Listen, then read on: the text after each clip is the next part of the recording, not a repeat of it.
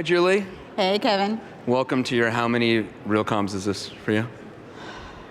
I think it's been, you're going to start aging me, though, and I don't know that I actually want to go there, but let's just say more than 10. Okay, I also lost count after 10. To those who we haven't met before, Kevin Shtofman, Chief Innovation Officer at Cherre. I'll let Julie introduce herself. Julie Miner, and I am the U.S. Head of Business Transformation for CBRE, formerly external consulting with several companies, including ones that you and I have actually worked with and on together, many projects. We were joking backstage, this is now our third tour of duty together. Not at the same company, but just easily solving problems for much appreciated, also much stressful clients together for the last many years. Well, so the official topic of this Realcomm Live is data, the past frontier and the next frontier. There's a lot of focus on this next frontier and AI and all the shiny bells you can get. Even though it seems all new, how many times have you seen this before, and how often does it remind you of really what is the last frontier? We've been going on this journey for quite some time now, so that the next journey is ultimately, it all starts with data, it starts with the last frontier, it starts with things that we've actually been trying to do well for a long period of time. And in order to do that and set the right standard, the right foundation to enable a lot of the technology and the advancement and the leapfrogging that we're starting to see now. So there's companies here that are in industrial, they're in office, they're in retail, they're in data centers, self-storage. There's folks that allocate capital. There's folks that just receive money and run properties. There's people who just manage properties. Amongst that weird matrix of different property types and personas, is there one group that has seemed to embrace valuable, clean, standardized data more than others? Are you asking me a rhetorical question? I might be. I think that it's always been extremely challenging, and I feel like the more focused you are, potentially it's a little bit easier if you are focusing on one asset, but I think really more and more people are diversifying to be able to manage the risk associated with the portfolio that they have. So that just makes the data messier, it makes it a little bit harder. And not to mention, even if you're in a single asset type, you're still dealing with a lot of the different types of data, whether it's debt, whether it's financial, whether it's operating, whether it's forecasting, that you still need to blend together. It's always been a challenge. I do feel like back in 2021, early 22, before interest rates went up, there was a much bigger focus on how do we use data to find better deals faster. It was a revenue-driving, speed, flashy, fun type of environment. And then with a lot of market turmoil, it's not just increased interest rates, but obviously a new administration and tariffs and all these other things. The focus has seemed to shift from revenue-driving activities to either cost reduction or risk reduction activities. I wonder if you are seeing that at CB. 100%. And it just reminds me back in 2000, whenever the bubble burst associated with the dot-coms, which again, I'm dating myself a little bit, but it's the same thing and the same focus right now in the economy, and where we see now is focusing on NOI, focusing on how we can actually reduce costs, how we can actually do things better and more efficiently. And in this case, being able to capitalize on AI, as long as the data is in a good place for us to be able to leverage and maximize and to be able to create good decisions with that technology. In a good place is a technical term. In a good place. Do you think because risk reduction is such a bigger focus, I think, amongst a lot of the vendors that are here and the clients that are what they're talking about, do you think personas at real estate companies that didn't pay much attention to technology or data before now actually give it a little more shrift, like the CFO or the COO? Absolutely, but some people still potentially don't get it, but they're going to miss the bandwagon, and that's going to be their challenge to be able to overcome and to be able to recover.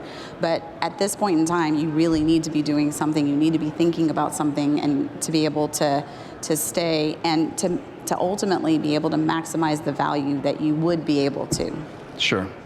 I mean, y'all are obviously a very, very large, diversified diversified geographically, diversified across the capital stack, diversified across the services you offer to clients.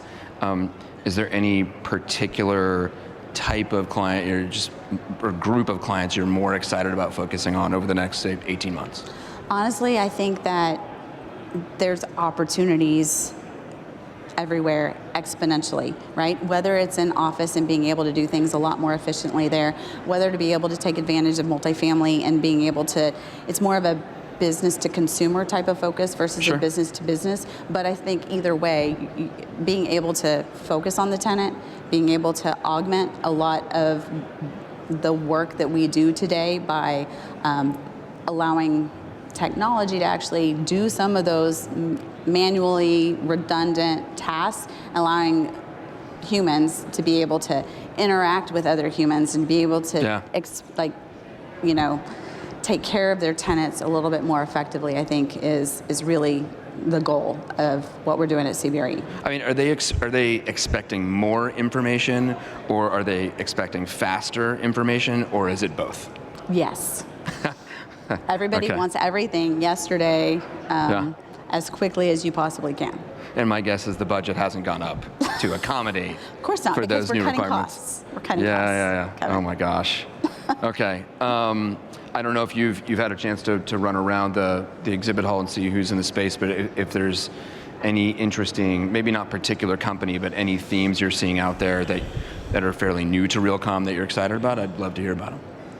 I've seen a lot more uptick, as you would expect, around cyber, around compliance, around the things that you need to, because it's all about the data, then it's also about the energy and the management of that. It's the security around it as well too, to manage the risk. So I think that that's always a big topic. And then I think it's, everybody is trying to understand and there's a lot of opportunity as well, as we've been here many, many years, of just being able to capitalize on the technology that we're able to just integrate and do things better and more efficiently. Ever since I've been coming to Realcomm, many clients always want to skip steps, right? They want to take shortcuts, they want to use whatever fancy new tech is going to help them unlock value, at least either for their tenants or for their investors or even for themselves. I think 2017, 2018, it was blockchain. 2019, it was Web3. 2020, 2021, it was ESG. 2022, 2023, it was RPA and other machine learning type devices. 2024, 2025, it's AI. I don't know what it's going to be next year, but the one common theme I always see is if you don't have a clear agreement at the corporate level of your company, what is the definition of particular critical real estate terms? If you don't agree as a company, what does property mean? What does AUM mean? What does occupancy mean? Right? It doesn't really matter what new technology you introduce. And so I'm curious, when you are deploying for different clients, whether that's property management or capital markets or M&A advisory, are they agreeing on these terms when you're working with them, or are you having to remind them they need to do that before you do anything else? I think it's very easy to have analysis paralysis and then nothing will happen. So, and if that had been the way that CBRE would operate, there were just way too many disparate silos, disparate opportunities, and it's too large to be able to talk to everybody and get committee's decisions. So I think in many cases you have to be able to try and standardize and come to terms as much as you possibly can. But at the same time, you still need to move forward, and that there's still ways that you can affect that change later in the future to being able to understand and maybe add another layer of standardization on top of that, or revisit something later. But I think where we are right now is just you need to still put your house in order, have the best possible remediation, standardization, governance, compliance that you possibly can, but you can't not do anything at this point in time. You have to be able to move forward. You have to be able to get some consensus, some decisions, whether it's failing early and failing often and failing forward, I think is one of the topics of conversation in the panel that I was in earlier. To being able to not be afraid of that failure, and to also be, it's okay to revisit those and to make decisions about those in the future, where you've learned more at that point in time, and I think you can make more effective decisions around some of those standardizations. Yeah, learning that failure is okay, that's a really tough muscle for people to learn. Yes. We're out of time. Thank you so much, Julie, and the team at CBRE. If any of you need property management services or investment accounting or reporting, please reach out to the wonderful CBRE people that are here at Realcomm. Thank you, Kevin. Yeah.